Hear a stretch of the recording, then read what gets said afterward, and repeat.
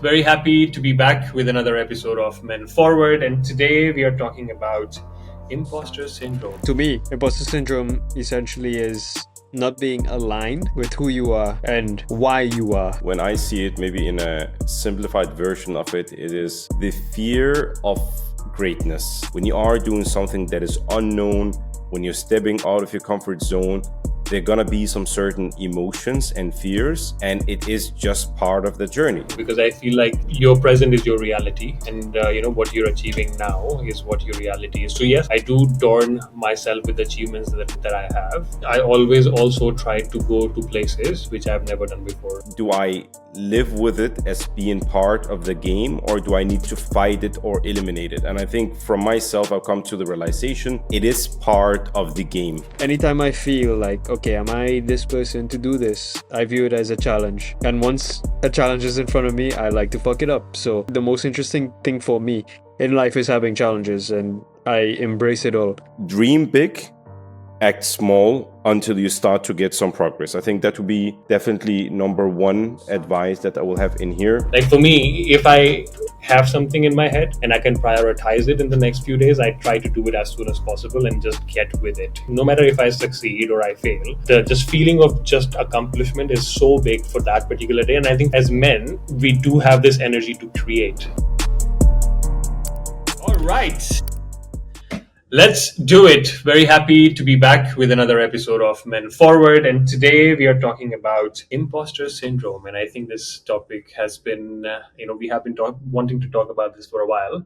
And today is the day. How are you guys doing? How is Ali? How is Neil?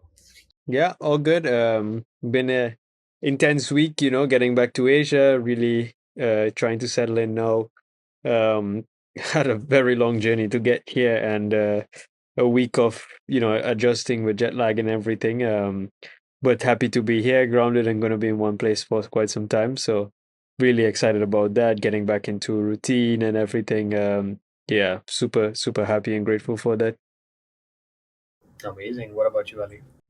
Morning was hectic, very hectic. However, after listening to Neil's sound and being on a call with the both of you, I'm really feeling I'm like grounding one more time.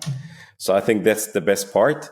So Ali is back to being Ali and prepared and ready for this call. So excellent. That's amazing.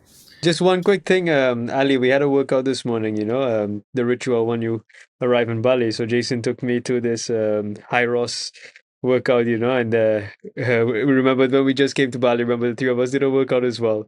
I So loved it was it. like ritual. It was excellent, actually. One of the best things you can do in the morning. Yeah. So had that this morning. Really good start today.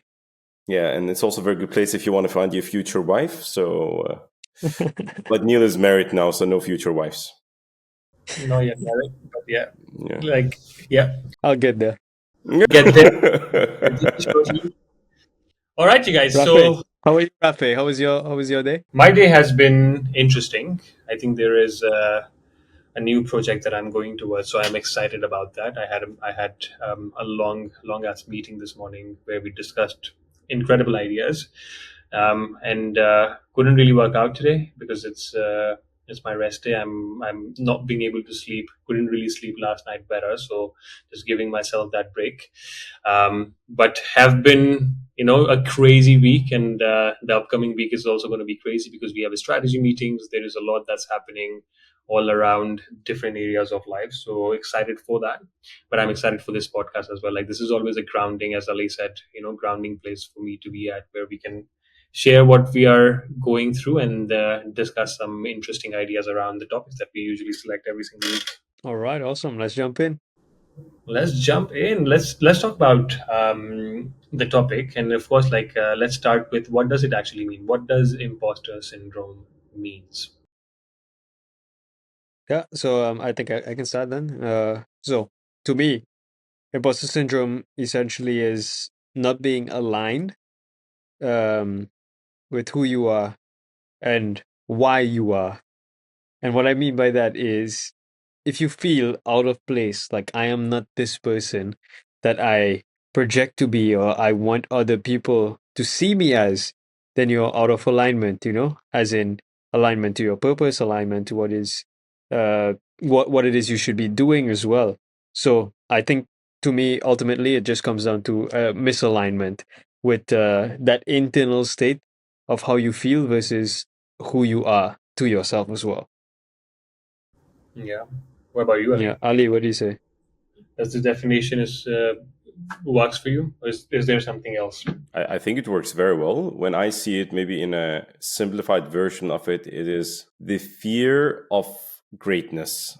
That we all know that we are great, but something need to really test us, or really need to make sure that we are worthy, or also the thing that also tries to stop us from achieving that greatness. Because I really believe that every human is born with a talent, and that talent has the purpose of creating a great impact. And sometimes in that equation, to be tested, you need to overcome some barriers, some challenges. And imposter syndrome is one of those things that is trying to keep you in a box in order to not jump to the other box that can realize your fullest potential. So that's at least how I see the imposter syndrome in here. Yeah, and I think it's a lot related to self doubt. Like Mhm. at times, like you know that you can do these things, but you have this doubt that can you actually do it? And I think that happens to many of us, especially even if you have been doing something consistently really well. At times, you feel like okay, maybe you're not good enough. And why do you think that happens? I think, first of all, we need to be acknowledging that imposter syndrome is in every person, even the most successful people. I was chatting with the coach we have at our work. So she's like both a psychologist and at work, and when I was sharing with them, like I feel I'm capable, but I still feel that something is holding me back. And she's like, Ali, I've been sitting with some of the most successful people around in here, and I've never met a person, whatever they've been achieving, that don't feel an imposter syndrome. That when they're jumping into something that they're not prepared for it, or they might feel like a fraud when they enter into it. So I think it's a very natural part of the equation that we have it in there. Um, on top of that one, I think learning again. It's for me at least. Do I live with it as being part of the game, or do I need to fight it or eliminate it? And I think from myself, I've come to the realization it is part of the game. When you are doing something that is unknown, when you're stepping out of your comfort zone, there are going to be some certain emotions and fears, and it is just part of the journey. When you've been multiple times going through the unknown and jumping out of your comfort zone, you get to the level, I'm like, yeah, it is just part of it. And yes, I feel as a fraud. I feel that something is off in the beginning. I might not be good enough, but no one builds success from day one. It is something that has been accumulated and built over time. So imposter syndrome, instead of seeing it as an enemy, I'm just seeing it as being part of a natural progression and evolution of myself and what I wanted to achieve. Got it. Yeah, agreed. I think, especially when when I was reading about this, I also learned that it's usually for people who are high performance, high achievers, and it started off with the diagnostic started off with high performing women, and that they felt like where they are today, they might not be the person who is who is deserving of that achievement, and I think I won't lie that I have faced that multiple times as well. Like at times, if the results are not there, that self doubt creeps in. No matter how long you have had those results for, at times if you don't get those results or if you don't see that success, which is extremely fair at times, you're not being able to succeed every single time in every single thing that you put your hand or mind to, then of course like you that self doubt does creep in, and that happens a lot, like especially if there are no results. If there are results, it's all green, but as soon as it's down or you're not seeing the results that you were expecting, it's always red, red, red. Yeah, and that's a good point, right? Like when it comes to validation, and you use the term results because you're referring maybe to work or something else where it's results oriented, but I think having that validation kind of mitigates the feeling of imposter syndrome. But at the same time, if we have that understanding that this is something that is uh, common and everyone feels it, like you would have the odd guy who is, super over his head and like, yeah, I can do anything and this and that. But it's just hubris, overconfidence, that may work for some time, for sometimes, but not all the time. But going back to that point is like it kind of keeps you in check, and and you look for that validation. But at the same time, if you have the understanding that you can't make things go a certain way 100% of the time, there's always going to be ebbs and flows. So it's not that you are not this person because you didn't get the result as you said at one time. Like it won't happen 100% of the time. Then what are you, a magician or a god or something, right? So that is the reality there. So I think if we have that understanding, it won't probably won't bother us as much, uh, as without the awareness. Now, for me personally, I think as you get older, you kind of, I don't know, sink into certain identities or roles or whatever we may be pursuing a little bit better, and you get more comfortable there. And behind you is some experience or learnings or accomplishments that even solidifies your identity or position even more. So that's the thing. For the younger man, like I think it's more common. Like me when I was younger, for sure, had a lot of this feeling. And it was with good reason, right? Because I had limited experience doing certain things, or I didn't have enough wins under my belt, or maybe just didn't have that comfort in myself to know, okay, yeah, this is who I am.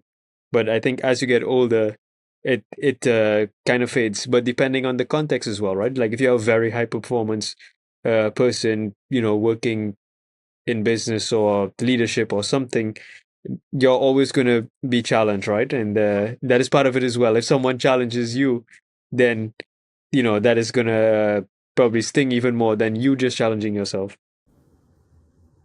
Agreed. I think that's absolutely true because, as you said, like you're not a magician that you will always get the results that you put your mind to. But I think when it comes to high performers, um, there is this knack to crack every single thing.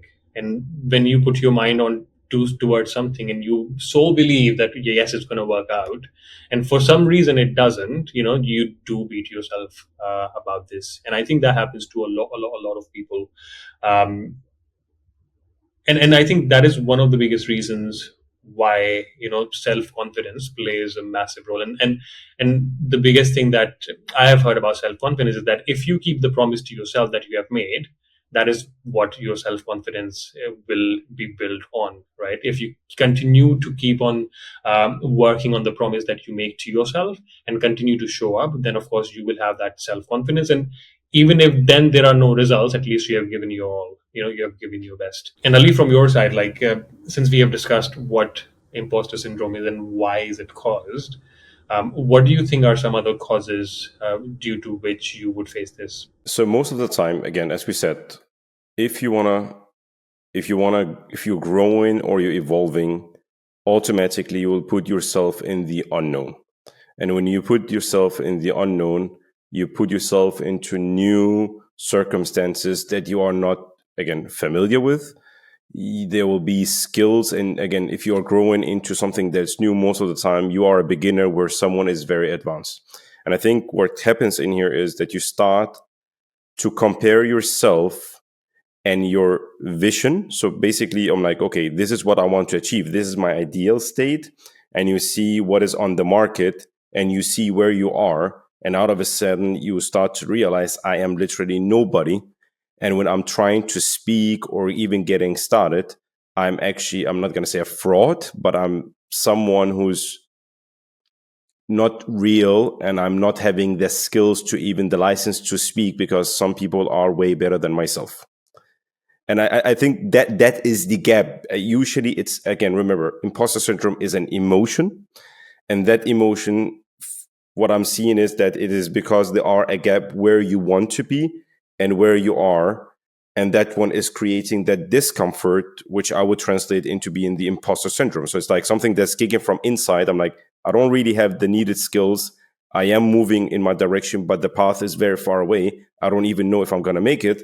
And the other side, you see, okay, the people who actually made it are very, very far away. And that tension or that sandwich from both sides is really saying, and then the voice that says, is it even worth it? Are you even good enough to climb that mountain and be all the way at the top of it? Because at the end of it, that is what most people do. We want to climb the mountain to come at the top of it, because that's what human evolution is all about. We want to conquer things, we want to progress, we want to evolve. And I think this is where it comes from, that tension in between. Agreed. And you use the word fraud, right? Because a lot of the people do use that word when it comes to imposter syndrome, because they feel like a fraud. Has there been any instances in your life, either of you guys, where you felt that, and how did you overcome with it? Can I go on that one quickly? Yeah. Because I've it's a topic that's, I think it's something, of course, I've been feeling, because one thing is sometimes that I might come across as an extremely confident person, but there are also, as we call in Denmark, holes in the cheese. Like, there are areas where I'm also feeling extremely uncomfortable, but I don't really show it, but I still feel it. So I feel that imposter syndrome. But on the surface, I'm like, this guy will be able to do whatever it is. I'm like, have you seen that the meme about the dog that says everything is fine and everything is burning in the background? That's how sometimes I'm feeling. So, and I actually made fun of the statement back in the days, the lady who came out and made the whole thing about fake it till you make it. Yeah. But I think it was a woman speaking also about the imposter syndrome, by the way. And I think the interesting part is, I'm like, oh no, you need to be real to make it. Honestly, even the higher I get up in the professional hierarchy, the more I realize people don't know shit about what the fuck they're doing. And it still functions. And trust me, these people are sitting with extreme self-doubt about this is even possible. They would never portray it, but deep inside it, they're fucking sitting there. I'm like, I don't think even this is going to be making it. So I started to realize, as I told you, it's part of the game. Even people, I can tell some of the most successful people in Denmark, as long as you are stepping your toes into something unknown, there will be high likelihood of success or failure. And if that outcome could be a failure, then you will feel the self-doubt along the journey. It is that nagging voice that always will be there in the background. So have I felt it? A lot of times. A lot of times when I'm stepping into a new project, I'm like, yeah, I know at the end of it I will deliver, but I will also still feel a bit of discomfort. Am I even good enough to do this? I was hired for a very big project, a big transformational project of a leading, like a world global leading cosmetic brand. And I was supposed to help them on a global organizational transformation. Did I know shit about transformation when I came in? Nope. Did I figure it out along the way and just keep my facade of I'm a consultant? Yes, I did. Did I deliver something they were incredibly proud about? Yes, I did. However, one thing that I realize is very important in here is how to internalize your achievements and really make them yours. Because Neil, you said something that was extremely important, that when you build experience, so it's like I set a goal and I achieved it. And I think at the end of it is it's convincing yourself. I set a goal, I achieved it. I set a goal and I achieved it. And then you start to see, okay, if I set another goal, then I will also achieve it. However, one thing I realized, at least on my journey, that even though I'm perceived at a certain level, I see myself as a lower level. And I feel that might be a challenge.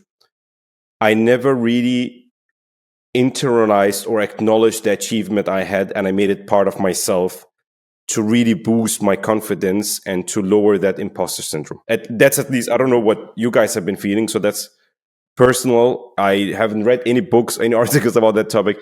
That's at least what I've felt through my journey. When I came back from Malaysia and after Mind Valley, even though you would say we were extremely advanced in funnel marketing and so on, I still felt there was a sense of fraudness and I'm not good enough when I was trying to do it for external partners. Tell me from your perspective. Rafe. You're sitting and smiling, Rafe. Tell me, bro. I think so.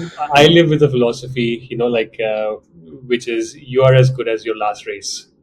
Like I always live with that philosophy because I feel like um, your present is your reality, and what you're achieving now is what your reality is. So yes, I do adorn myself with achievements that I have, but I always also try to go to places which I've never done before. Hmm.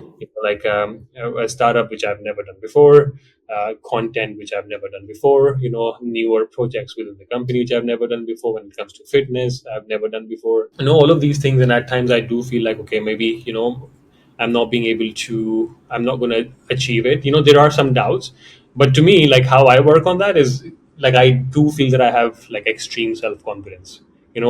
I think if there is something I can fully put my trust or confidence on is myself, and that's what my baseline belief is. Because what my background has been, I have not been, I don't come from a family who has traveled a lot around the world, or seen a lot of the world. My father was a simple man, a doctor, and then he became a bureaucrat, and he really pushed the family upwards. But like I don't belong to a family which has that kind of exposure, and like the kind of people that I face on a daily basis.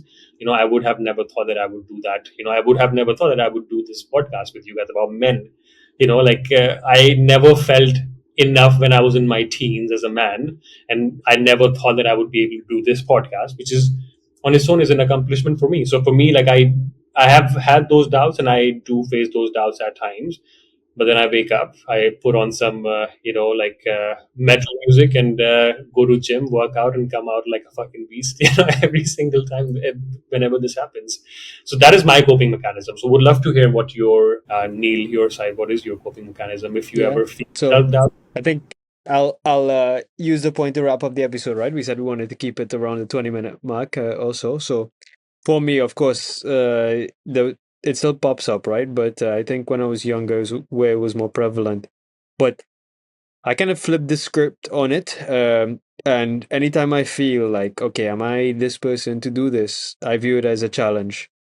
And once a challenge is in front of me, I like to fuck it up. So it's like I love challenges, right? Like that's probably the most interesting thing for me in life is having challenges, and I embrace it all because I know I'm going to be a better person at the end. And it's like, as Ali said, he figured it out, right? You will figure it out. Like you will deliver something great if you know you inside, as that type of person who would figure things out and get it done. Like that is the most important thing. So yes, it will come up, but if you apply this framework of seeing it as a challenge to yourself, and you know just think about it as it at that thing that you may be feeling this way about, just poking at you, saying, "Hey, come at me.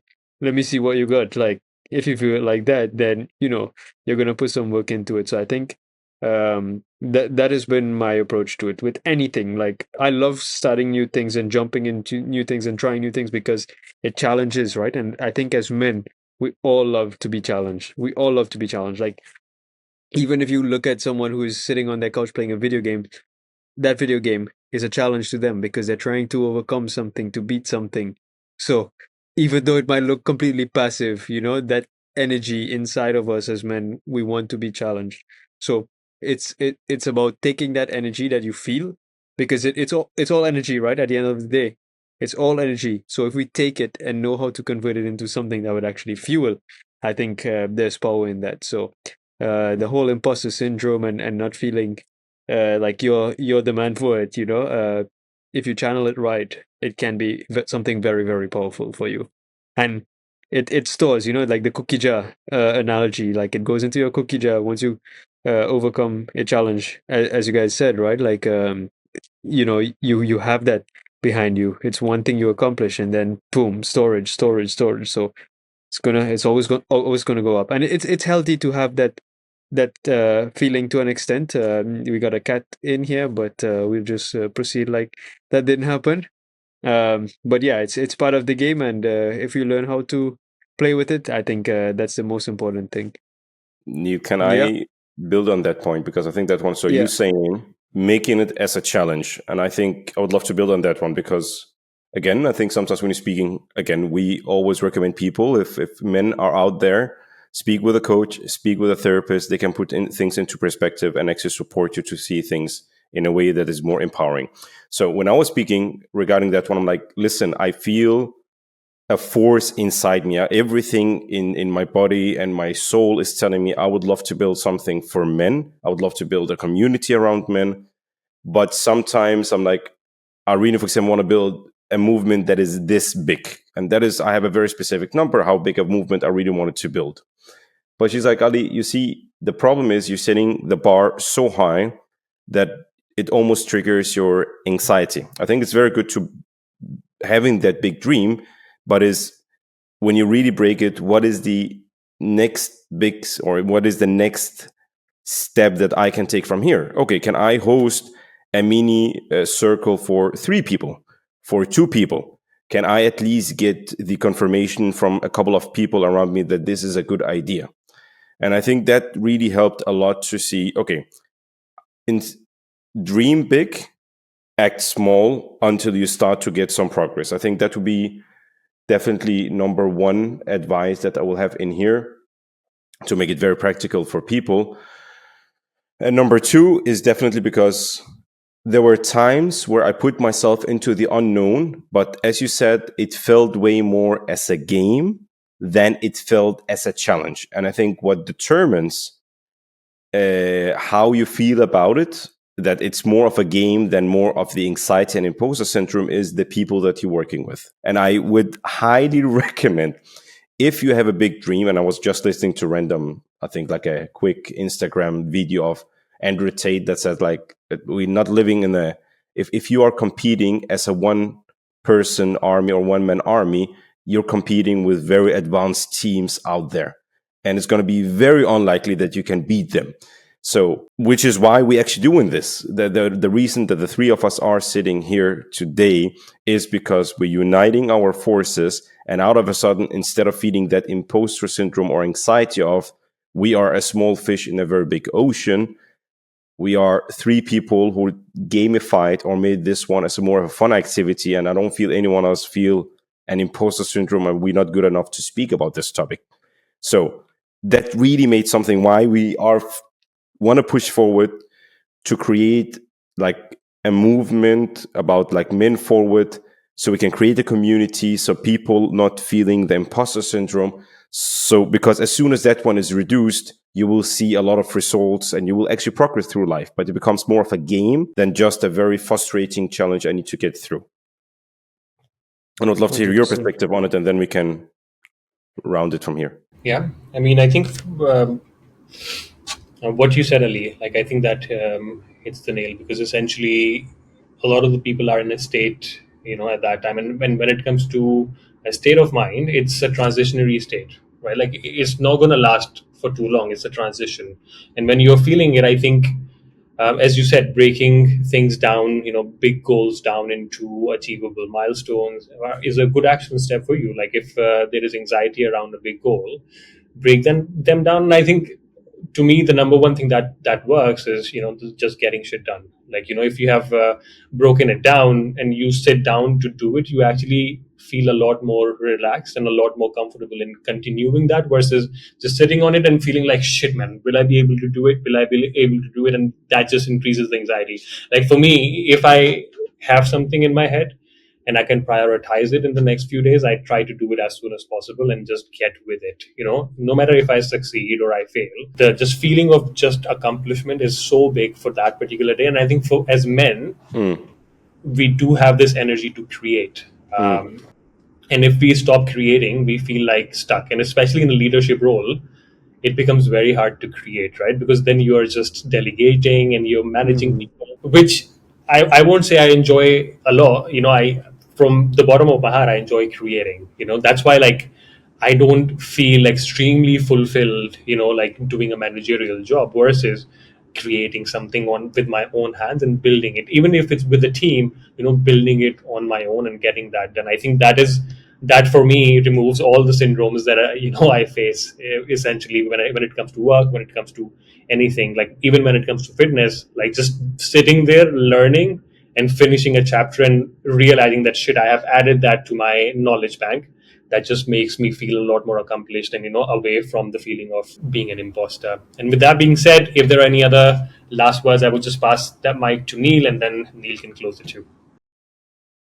Yeah, I think that more or less sums it up. So, imposter syndrome essentially is a natural feeling. It comes to all of us, but you got all the frameworks here now, and I'm sure it's worth testing because what works for someone else may not work for you. And it comes down to you applying and seeing what works for you specifically and your needs. And yeah, it's all about testing. Figure it out, and depending on where you're at, in your career and life and age, like things change, things get dynamic. As a younger person, like it's going to be probably more present. If you're in a more high risk or high level, high performance situation, it's going to be amplified. But yeah, I mean, if you view it as a game, life as a game, that is, it's all part of it, and I think just view it through that lens, and it'll all be good. Yeah. So I think that concludes today's episode. And which episode are we on right now, Rafe? Uh, I think 15, 15, bro. I just say 15. we might have hit the teens right now. So somewhere around there, and that's a good thing. We're putting in the reps, and we're basically lost in the sauce right now, which is amazing. Like it doesn't matter, right, to us. We're just putting in the reps, which is exactly what we said to do here. So that is really good. And yeah, we'll see you guys on the next episode. So hope you guys enjoyed the show, and please leave a like, a subscribe, and any comments, anything you want to share with us, for us. We super appreciate it. All right, thank you.